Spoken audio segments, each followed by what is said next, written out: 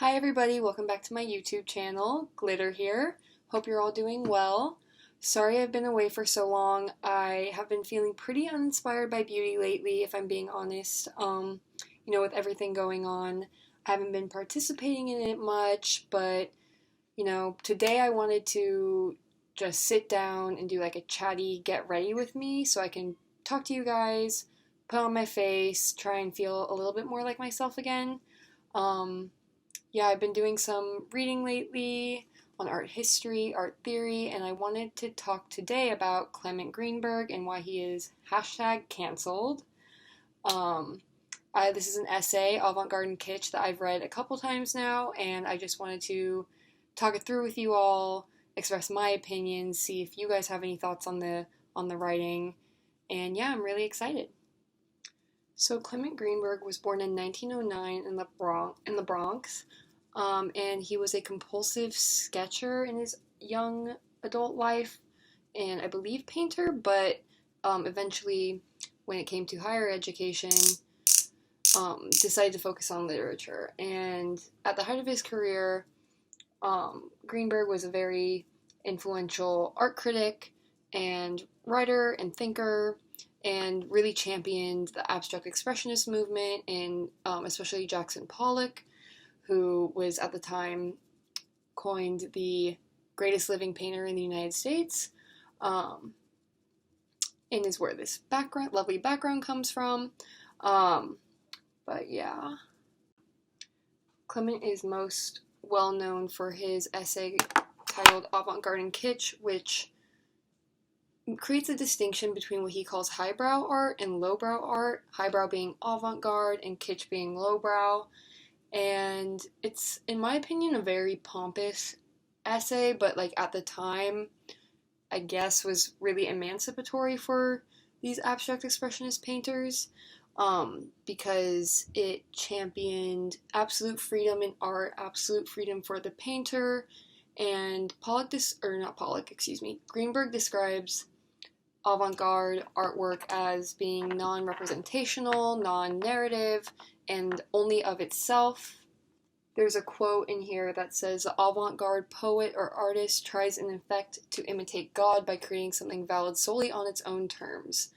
So I think that, quote really sets the tone for how Greenberg views these artists and himself, which is godlike. But yeah, he basically talks about art before this time as being not free, like historically artists have had to paint based on what they were commissioned to paint rather than what they wanted to paint. And so he describes the avant-garde movement as being emancipatory, and that the painters are now painting solely on their own terms, and their original genius comes from them, essentially. And he does talk a lot about the idea of the original, which I don't really believe in now, but for him it's Jackson Pollock is truly original because he is painting something that is only of itself. The painting is about the paint, it's about the performative gestures of it, it's about the tactile materiality of the medium, and it's not about anything else. It's completely original. And that's what he says is the function of the avant-garde, which is to move culture forward in times of chaos and hysteria. And he views abstract expressionist painters as doing just that. And then he goes on to describe what kitsch is, which, if I'm trying to narrowly define it, is essentially kind of pop culture garbage. It's can be reproduced en masse. Everyone can understand it, even people without an education. And the idea here is that kitsch originates because of the Industrial Revolution. And the way that happens is, so the Industrial Revolution makes it so that a lot of people have more time on their hands just because all of these inventions are being made, which frees up time, which makes the working class, uneducated folks want to participate in culture just because they have so much more time. And because they're uneducated, they participate in kitsch because their small, tiny brains can't fathom avant-garde originality, greatness. And so if I'm to compare it to something today, let's say Coors Light is kitsch, whereas like a $15 IPA is avant-garde.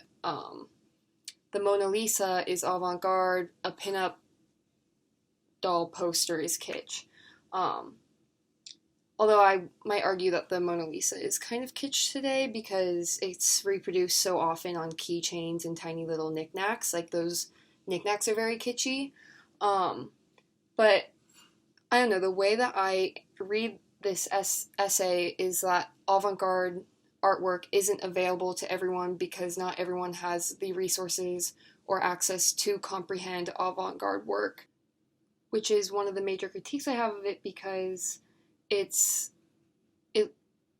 elitist to only want wealthy, educated people to understand the work, but at the same time, being an artist myself, like, I understand not wanting everyone to understand your work, like not wanting your work to be so overt that it's accessible to everyone. So it's this weird catch-22 we find ourselves in, because on one hand, you want people to have access, even if they are uneducated, but on the other hand, you don't want your work to be easy. And I think that catch-22 comes out of this kind of thinking that Greenberg is describing. But anyway, why the major problems I have with this kind of thinking is, there's a lot, but essentially I find it very exclusionary, not only for people who are working class, but anyone who's essentially not a white man, because when I think about the concept of like the original genius, which Greenberg champions in this essay, I think about who has historically had access to original genius, and that is people with money, people with an education, people who have space to make art and time to do so as well. So I guess it all comes down to money and time, but historically that has always been white men. And then I also think about the notion that we should be discarding the narrative and discarding politics in art, and I find that kind of silly because I think it's ridiculous to assume that the only talented artists out there are ones who don't have anything they want to say, or any stories they want to tell, or politics they want to protest. And I think a lot of the people who fit that criteria are white men. And yeah, for that reason, I think that the idea of the original genius is an idea born out of the white patriarchy. And to add to that idea, it's like if a black person or a woman or any other person who's not the white male makes a piece of art, it's like the way that artwork will be interpreted is through the lens of, oppression. And so for that reason alone, a black person, a Hispanic person, a woman, anyone who's not the white man can't make art that is non-narrative or non-political because their very existences are political. But yeah, I guess I'll move on now.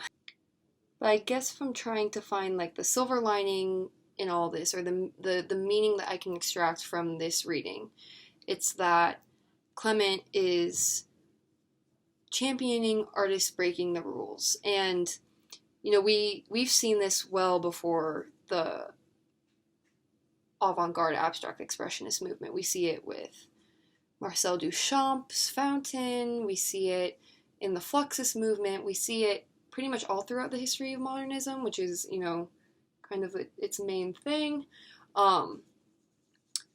But what I find so compelling about this history, this writing, is that Clement creates such a narrow framework for which avant-garde artists may be avant-garde artists. And the way he says they do that is by breaking the rules. But Clement himself is laying out the rules for how to be this kind of artist, which I think is just so funny. But in doing so, he also creates the roadmap for which now postmodernist artists are breaking the rules and, I guess, shunning the avant-garde. And yeah, I just find that so compelling, because if the avant-garde's function is to move culture forward, and Clement describes the abstract expressionist painters as doing that, then the new avant-garde is all about borrowing and stealing and honoring and parodying and satirizing all of art history, and it doesn't have any, there really aren't any rules. You can steal from whoever you want. You can use recycled images, and I mean, that's the kind of art I like the most personally. If you look at artists like Sherry Levine or Barbara Kruger or Cindy Sherman, like, all of these artists are moving culture forward by appropriating, which is like the exact opposite of what Clement wanted, which makes me very happy. But yeah, I mean, even though I find this writing really irritating and I'm not Clement's biggest fan, I still really enjoy doing it, and I really enjoy reading about art history, because the way I see myself and other artists is I see us as the extension of this centuries-long lineage of thinkers and creators and artists and poets and, you know, all of that. And where Clement champions the original, I don't really believe in that, and I know a lot of people who don't believe in that, and I believe that we come from the people before us, the creators before us, and, you know, we are made by our teachers, and we're made by the people who taught our teachers, and it goes all the way back to the beginning of time, and I find that so inspiring. And, you know, this movement was supposed to be super emancipatory, and this essay was supposed to celebrate that, but I think we do find true freedom now in that there are no rules, and you are allowed to steal. You don't have to toil in your studio for hours thinking what's the new original thing that you can make that no one's ever done before, because that's just not a possibility, and we're aware of that now, and I think it just frees us up to make so much more and say so much more, and I find that really, really exciting. But yeah, so this is the look I ended up with. Might have been a little bit inspired by our abstract expressionist brothers, but let me know what you guys think. I'm really happy with it. I'm glad I sat down to make this video today, and I'm glad I got to chat with you all. But yeah, if you want to do the reading, and you want to talk about it, feel free to DM me on my Instagram or in the comments below. Don't forget to like and subscribe. And yeah, I hope you guys are all doing well. I hope you're reading or painting or dancing or whatever it is you like to do. And I love you all. Bye.